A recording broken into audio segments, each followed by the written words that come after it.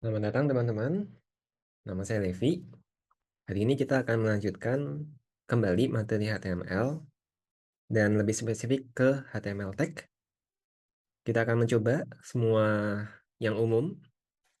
Jadi di akhir sesi ini kita harusnya sudah bisa membuat basic HTML page ya. Mungkin bukan basic ya, mungkin akan jadi sebenarnya tergantung kreasi teman-teman. Harusnya sudah bisa membuat website yang bagus. Kita mulai dengan kontainer ya. Ini yang kemarin kita bikin, coba saya hapus dulu. Jadi kontainer itu spesial HTML tag untuk konten ya, untuk mengandung HTML tag lain. Sesuai namanya ya, konten. Kontainer berarti yang mengandung HTML tag lain. Jadi wadah gitu ya. Salah satunya div. Div ini coba saya copy aja ke sini ya. Div. Di sini ada div yang di dalamnya ada paragraf. Hasilnya seperti ini. Kita coba bikin satu lagi di bawahnya. Nah, kalau kita hapus divnya, hasilnya sebenarnya sama aja. Karena div ini hanya nge-konten ya, hanya wadah dari di dalamnya. Ini bisa macam-macam di dalamnya. Bisa panjang juga. Kita tambah image aja. Kita kasih image Google. Ya deh, pakai image ini aja. Copy image address. Di copy ke sini. Ini juga sama. Jadi div dalam case ini dia mengandung dua HTML tag ya. Nah, div ini untuk apa terus kalau begitu? Nanti eh, akan belajar tentang div itu ketika belajar soal CSS. Jadi untuk saat ini pahami aja div sebagai kontainer ya. Hmm. Tapi div ini banyak banget digunakan di website. Kalau kita lihat punya Neuron,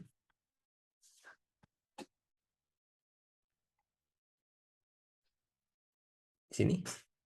Ini ada div juga. Div yang ini nih buat ini di atas ini wadah untuk yang eh, wadah untuk ini nih bagian sini. Div yang di bawahnya buat kontennya. Terus div yang bawah lagi itu untuk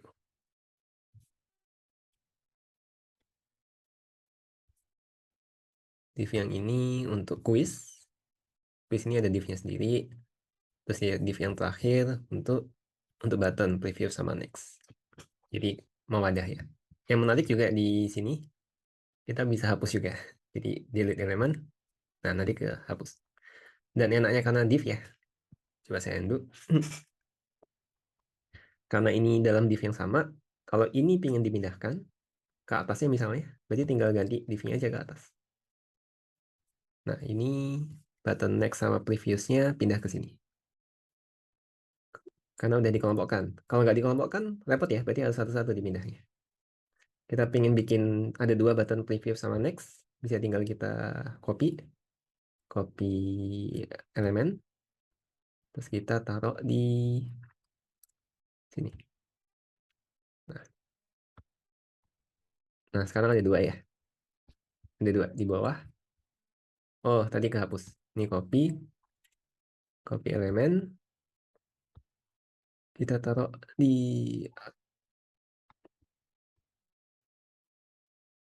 Oh, sorry, kayaknya rusak ya. Ini saya kepindah-pindah juga nih.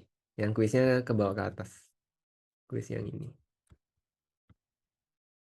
Ya, tapi begitu ya. Div mempermudah buat mengelompokkan. Nah, setelah div, ada tipe kontainer lain, yaitu section. Jadi bayangkan kita membuat skripsi, membuat tulisan ilmiah atau blog bahkan, itu bisa jadi eh, dalam satu tulisan ada berbagai hal yang dibahaskan. Nah, supaya eh, pembagiannya enak, bisa menggunakan section. Coba saya contohkan. Misalnya section kita membuat blog post gitu ya. Hmm, jalan-jalan ke NTT.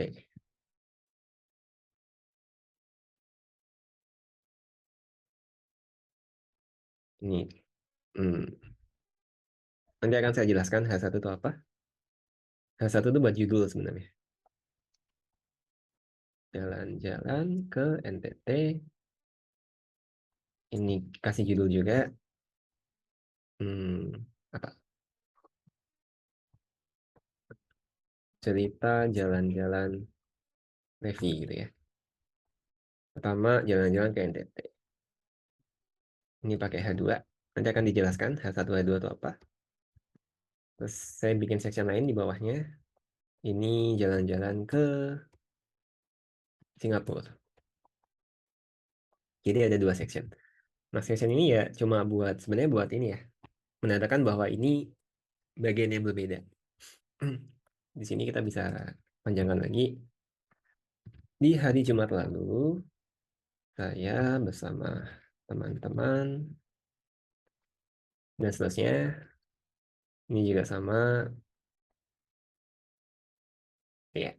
Jadi kebagi ada dua section yang berbeda. Header ini, perhatikan header ini berbeda dengan head ya. Ini beda. Kalau header ini buat ya mengelompokkan title ya. Jadi kan bisa jadi title-nya banyak. Ini header.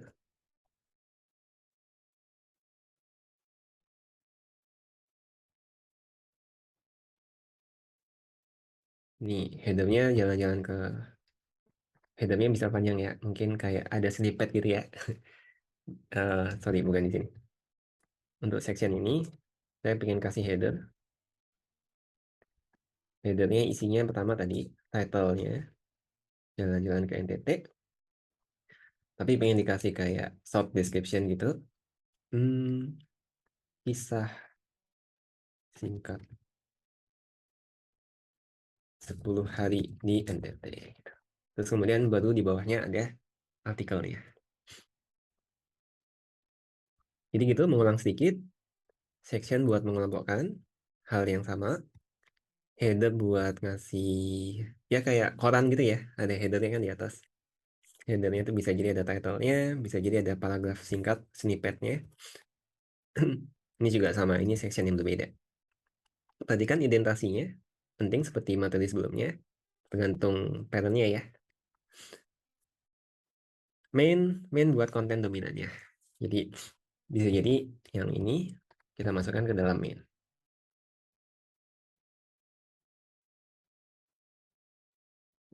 Yang bawah juga sama. Kecil ya. Yang bawah juga sama. Ini kita masukkan ke dalam main. Typo dikit. Footer buat catatan kaki. Bisa jadi ini footernya adalah author, autornya siapa, mungkin posted kapan,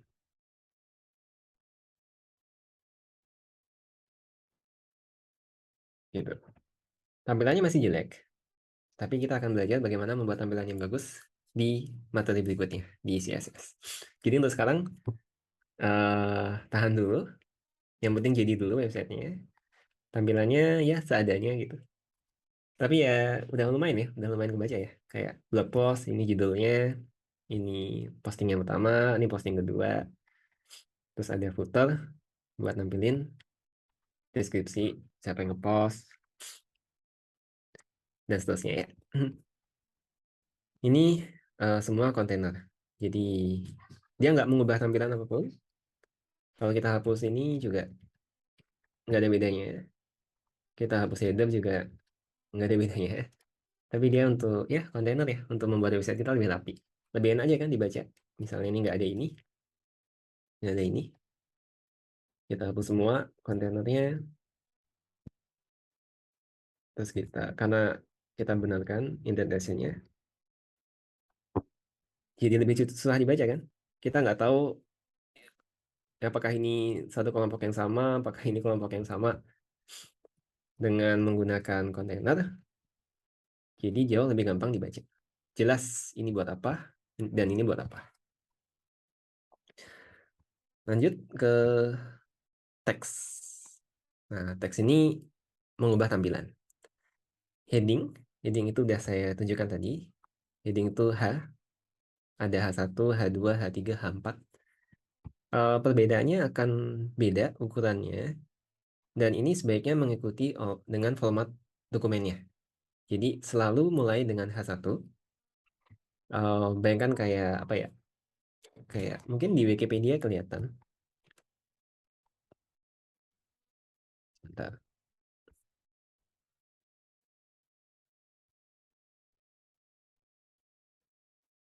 Ini.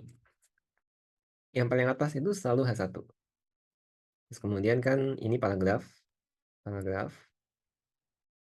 Nah, ini adalah H2. H1 di dalamnya ada subsectionnya. Itu H2. Terus kalau di dalamnya lagi nih ada apa? Title lagi, itu pakai H3. Nah, contohnya ini. Ini harusnya H2. Yang ini karena itu bagian dari ini, itu H3. Kelebihannya apa? Kelebihannya gampang membuat kayak gini. Membuat apa? Eh kayak ya semacam outline ya, outline-nya. Ini kan lambda calculus, H1-nya, lambda term. Oh, ini H3 ya. Sorry. Ini ini H1-nya, terus ini H2-nya kan. Ini ada di dalam sini. Ini H2 juga. Ini H3 ada di dalam H2. Ini H2 juga karena satu sibling ya sama yang ini. Ini H3 dan seterusnya. Dan ini akan mempermudah juga untuk search engine optimization. Search engine optimization itu apa? Itu adalah misalnya kita mau mencari siapa ibu kita Kartini gitu ya. Nanti muncul di Google dan ini ada urutannya. Nah, SEO atau Search Engine Optimization itu buat membuat website kita sebisa mungkin muncul di atas di page one-nya Google atau bahkan kalau bisa muncul di paling atas sini. Dengan begitu traffic ke website kita akan naik ya, dan secara gratis juga kita dapat traffic yang banyak.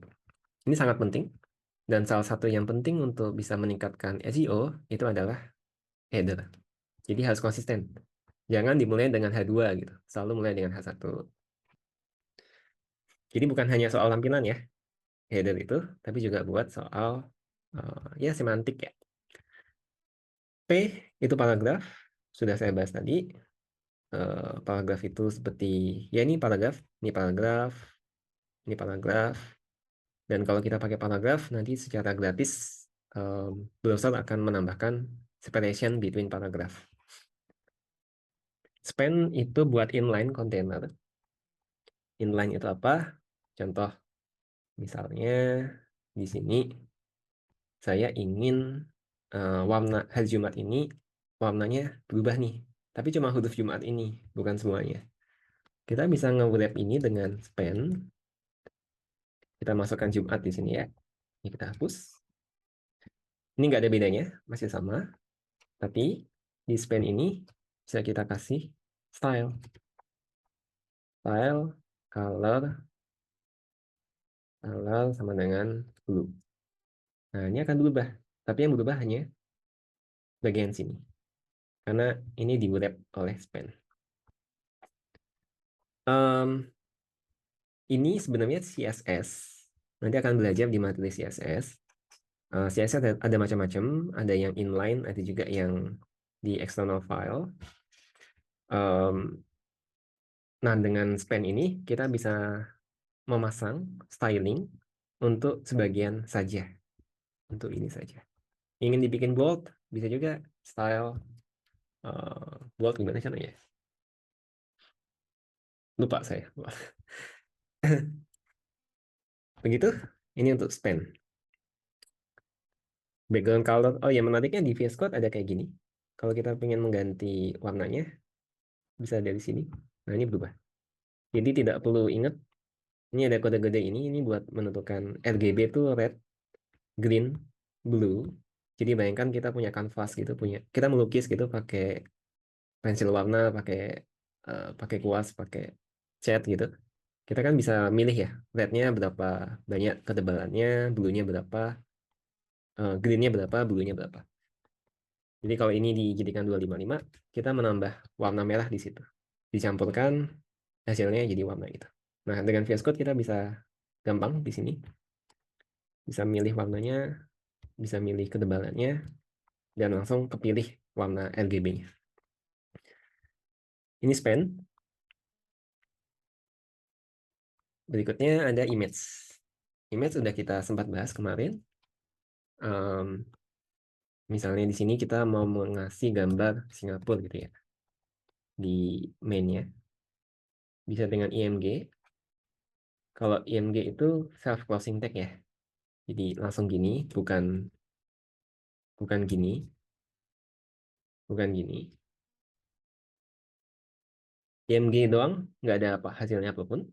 IMG itu memiliki atribut namanya SRC, source.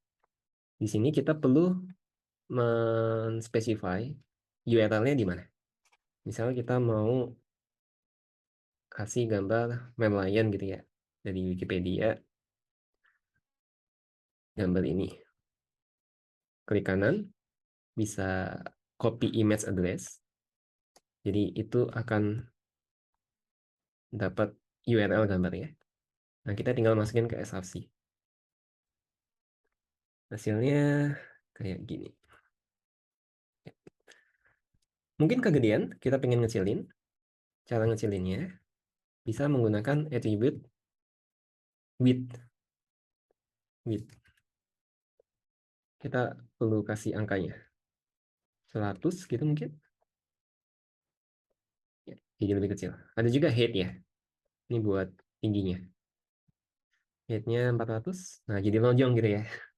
Kalau kita pengen proporsional, bisa tinggal kasih salah satunya aja. Misalnya cuma height-nya aja, nanti width-nya akan menyesuaikan.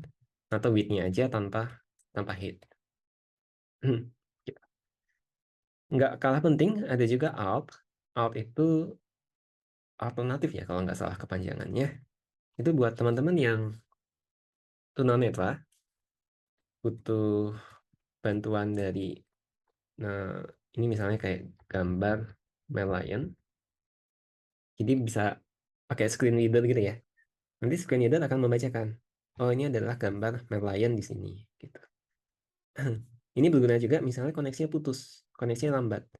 Terus image-nya nggak keload gitu ya. Image-nya nggak keload. Nah, kalau ada alt, ini akan muncul nih di sini, gambar Merlion. Jadi nggak rusak-rusak amat lah ya. Kalau gini kan rusak ya, nggak tahu apa ini. Oke, itu image, cukup gampang. List itu buat menampilkan list sesuai namanya. Misalnya jalan-jalan ke Singapura. Saya mau ngasih H3, tempat yang saya kunjungi. Nah, ini ada dua jenis list. Yang pertama itu unordered, depannya U. U itu dari kata un, U-nya ini, unordered. Ada juga OL. O-nya ini dari O, ordered. Bedanya cuma yang ordered itu ada urutannya, ada angka 1, 2, 3. Kalau unordered itu nggak ada angkanya. Sisanya sama, cuma beda di sini. Ini OL, ini UL. Terus di dalamnya ada LI. LI itu buat listnya. Jadi penting harus ada LI-nya di dalamnya. Contoh ini tempat yang saya kunjungi, mungkin karena saya nggak memprioritaskan urutan 1, 2, 3, pakai yang unordered aja. Terus jangan lupa ada LI-nya. Nah, ketika ada LI, muncul nih angkanya. Pertama ke Merlion. Ada LI lain, mana? Ke Changi Airport. LI lagi, nanti muncul otomatis 3 gitu ya. Jadi nggak perlu masukin angka 1, 2, 3 secara manual. Ke Sentosa. Gimana misalnya kita pengen bikin ini nggak pakai angka. simply ganti aja OL jadi UL, unordered. Dan jangan lupa yang closing tag juga harus diganti ya. Jadi ini harus matching. Nggak boleh ini UL, ini OL. Ini UL juga. Nah, jadi tidak ada angkanya. Di sini bisa nested. Misalnya kayak, misalnya kita mau menjelaskan lagi di Sentosa kita kemana aja nih, gitu. Ini bisa kita ini supaya lebih enak dibaca. Terus di dalam LI-nya kita kasih nih UL. Sampai ke Universal Studio. Terus juga Skyline Lutz Sentosa. Close up juga secara otomatis akan nambah indentation di sini ya. Jadi bagus tampilannya. Ini adalah UL di dalam list yang listnya kebetulan UL juga. Bisa juga misalnya di sini pingin angka 1, 2, 3. Berarti tinggal di sini UL-nya diganti sama OL. Nah, jadi 1, 2. Ini namanya nested. Jadi di dalam ini ada juga OL lainnya. Ya, seperti ini. Oke, button untuk tombol. Misalnya, kita pengen menjual souvenir gitu ya. Kita kasih section di atas tentang kedua, tentang beli oleh-oleh. Kita jualan di sini. Nah, kita bisa kasih button. Ini akan muncul button kecil di sini. Tulisannya bisa tambah di sini. Beli, add to cart gitu. Tapi ini nggak bisa diklik ya. Diklik nggak bikin apa-apa. Untuk supaya bisa melakukan sebuah action, nanti akan dipelajari di materi JavaScript. Masih agak lama. Untuk sekarang, ya paling nggak bisa nampilin button aja. Tapi nggak bisa ngapa-ngapain. Button ini menarik, di dalamnya bisa macam-macam. Kalau ini kan cuma teks ya. Tapi sebenarnya kalau kita masukin image di dalamnya, itu juga bisa. IMG, src, misalnya cari add to cart image gitu ya. Pakai yang ini. Bisa kita copy image address, kita masukkan ke sini. Nah, jadi itu kegedean ya. Width-nya di set sama dengan 20. Nah, gambar ekornya akan masuk ke situ.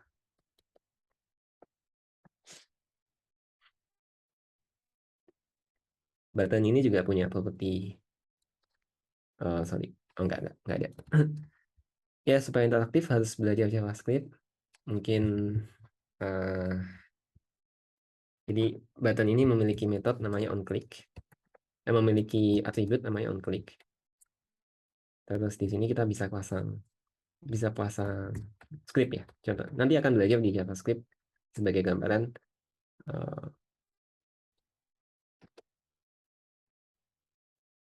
Ini kalau ini diklik, sorry, kayaknya ada yang error.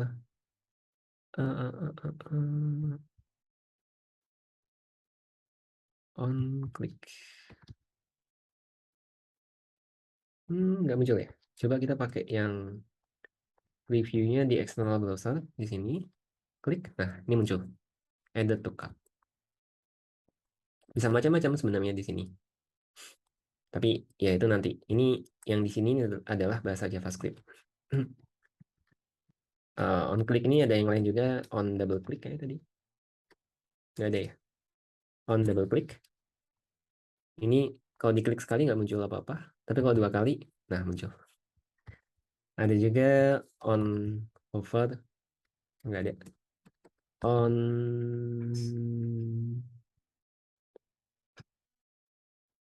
On focus. Ketika jadi fokus.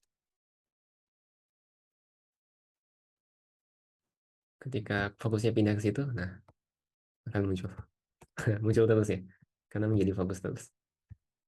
Jangan pakai fokus. Wah, ini browser saya nge-crash. karena pop-up-nya muncul terus. Oke, dan macam-macam bisa dilihat-lihat. Pakai VS Code lumayan enak ya. Tinggal on, nanti kelihatan dia bisa ngapain aja nih. On,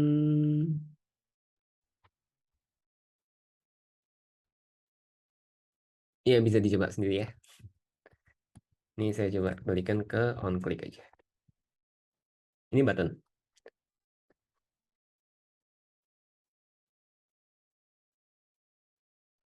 Link, link itu pakai A. Link itu buat hyperlink biasa. Jadi A misalnya kita kasih link ke ini, link ke e-commerce, e-commerce saya.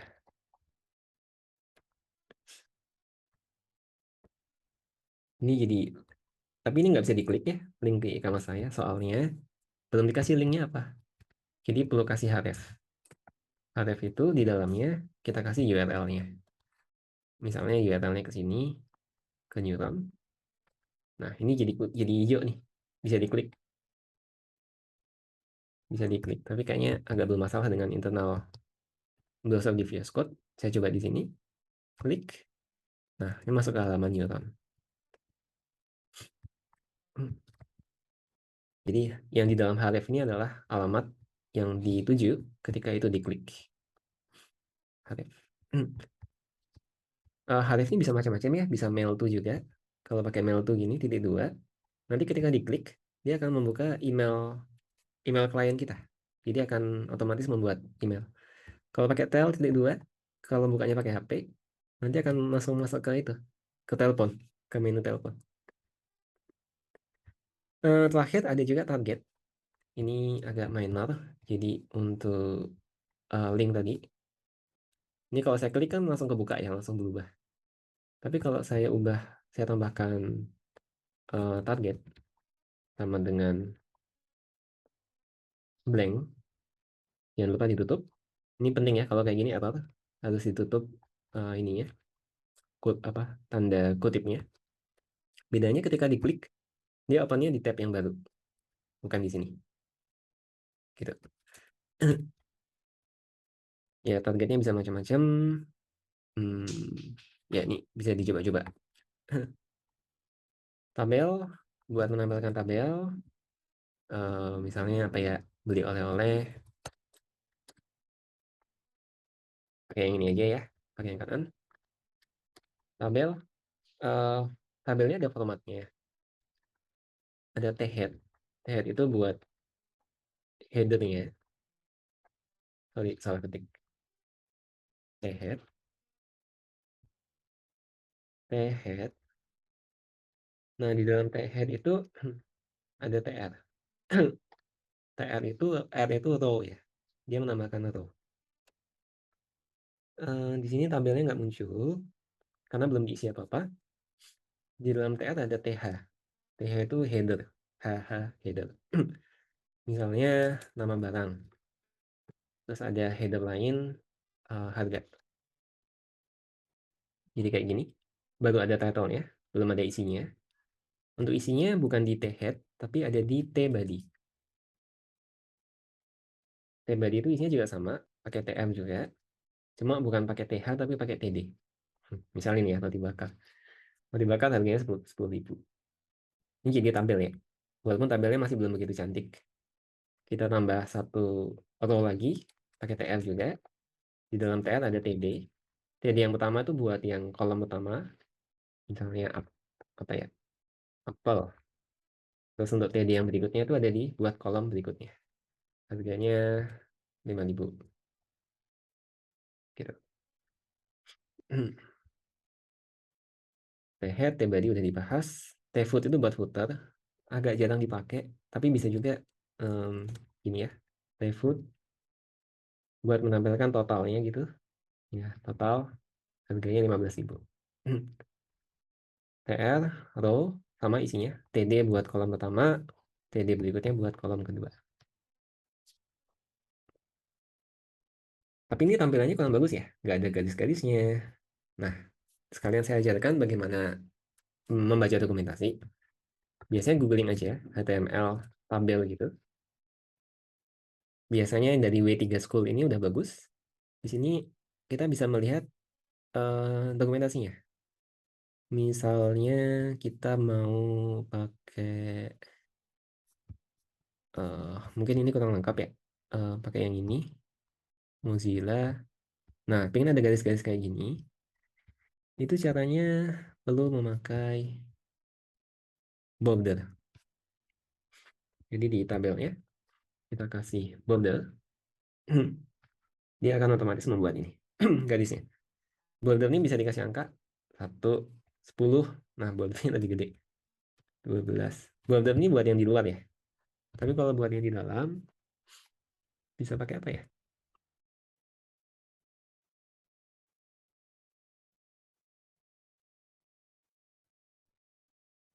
Bisa pakai... bisa baca-baca dokumentasinya sih. Tapi bisa dibikin kayak gini.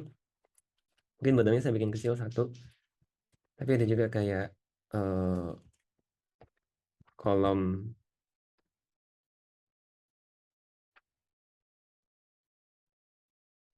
kolom cell spacing.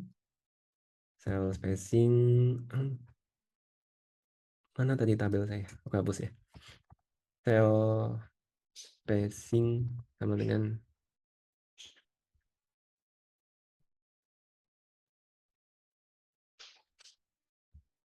tabel cell spacing sama dengan... Nah, cell spacing itu buat spasi antar sel ya. Kalau 5, nah ini jadi ada lebih besar spasinya. 10, 19 lebih besar lagi. Silakan dicoba-coba. Bisa lihat dokumentasi ya.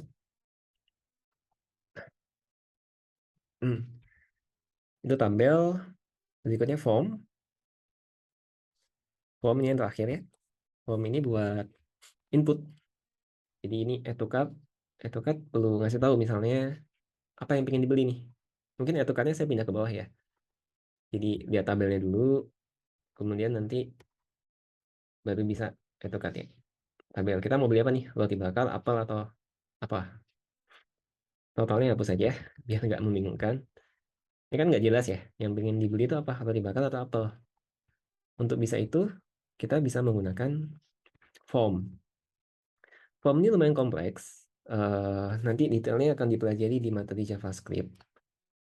Intinya begini, form itu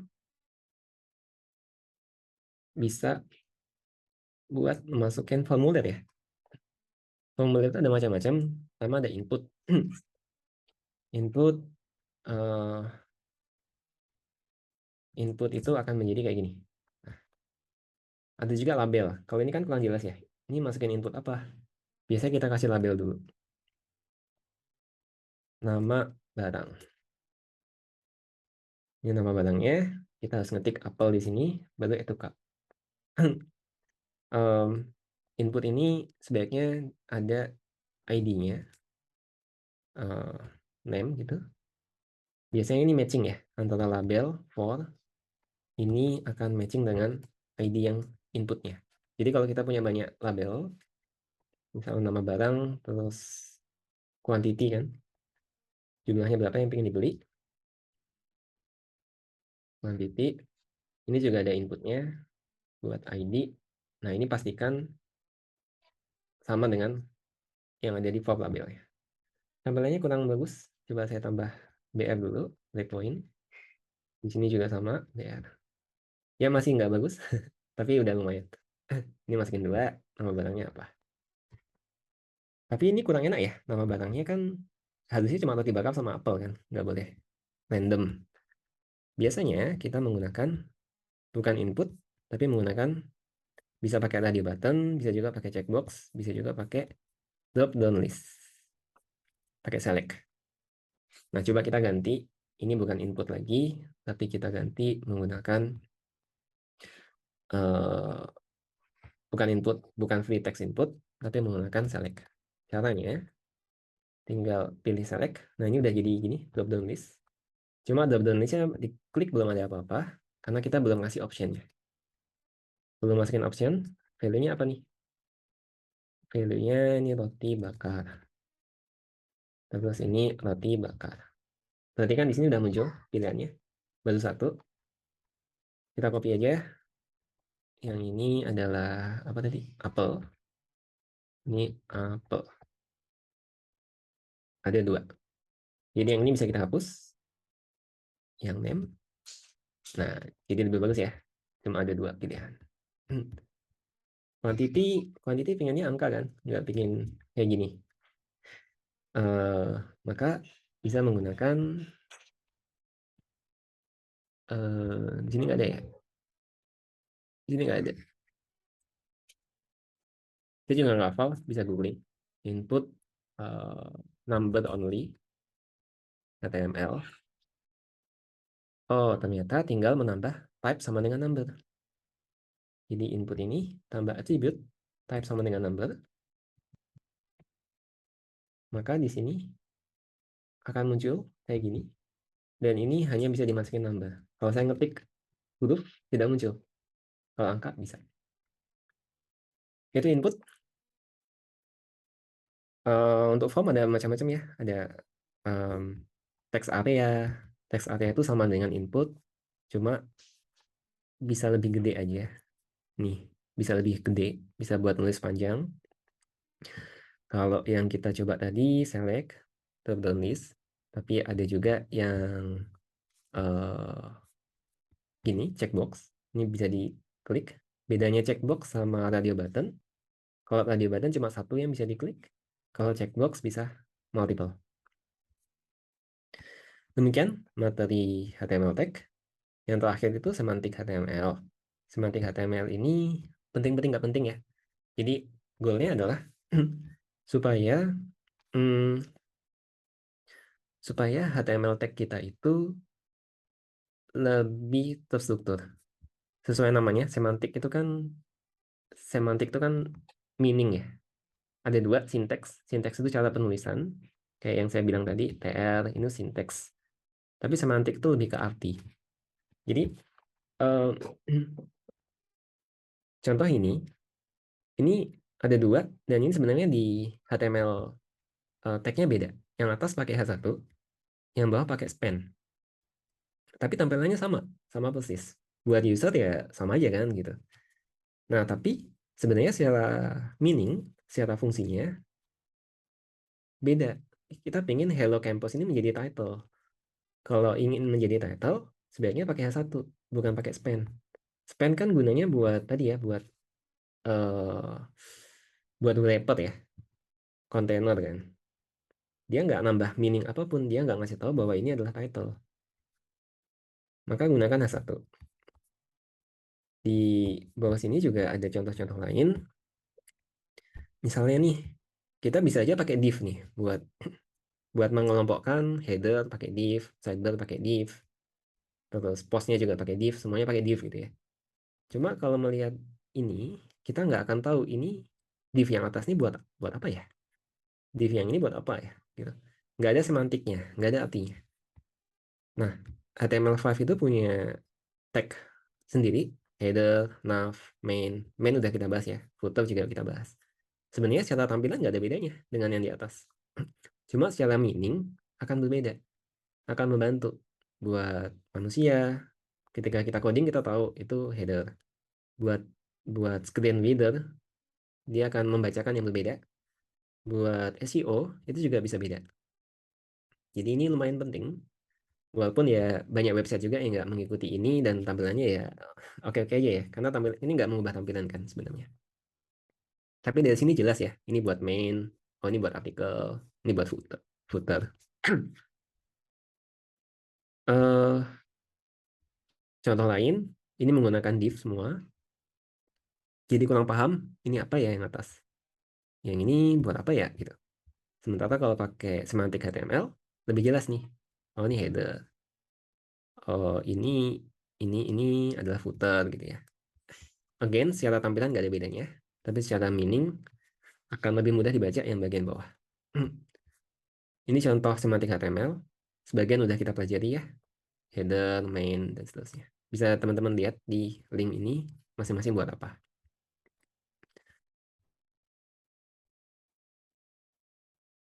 Ini bisa coba pakai screen reader. Ini dia akan membacakan apa yang ada di screen, akan membantu buat yang penglihatannya kurang bagus. Dan ini screen reader akan membedakan berdasarkan semantiknya ya. Demikian untuk materi ini. Teman-teman udah belajar banyak ini di sini. Seharusnya udah bisa membuat website dengan buttonnya, dengan tabel. Udah cukup lah buat blog. Cuma masih jelek tampilannya, perlu dipercantik. Untuk mempercantik nanti akan dipelajari di CSS. Maaf ada salah sedikit soal materi yang main. Jadi main ini seharusnya cuma ada satu, tidak boleh ada lebih dari satu dalam sebuah dokumen. Jadi tadi kita kan membuat mainnya multiple ya. Nah ini nggak boleh nih. Jadi harusnya ini cuma ada satu. Ini main ini dihapus. Terus main yang ini dihapus. Main itu menandakan main kontennya. Jadi jadi sebenarnya semua yang di sini itu bisa dimasukkan ke dalam main. Semua yang ada di dalam section ini bisa kita masukkan ke dalam main. Perlu dibenarkan lagi indentationnya geser satu. Balik. Ya, jadi mainnya ini. Apa yang bukan termasuk main? Misalnya kita di paling bawah ini ada footer lagi nih, copyright gitu ya. Copyright itu kan bukan main artikel. Copyright. Terus kemudian misalnya ada menu sidebar atau menu di paling atas, itu bukan main. Jadi begitu ralatnya, main cuma boleh ada satu, dan itu menandakan konten yang dominan.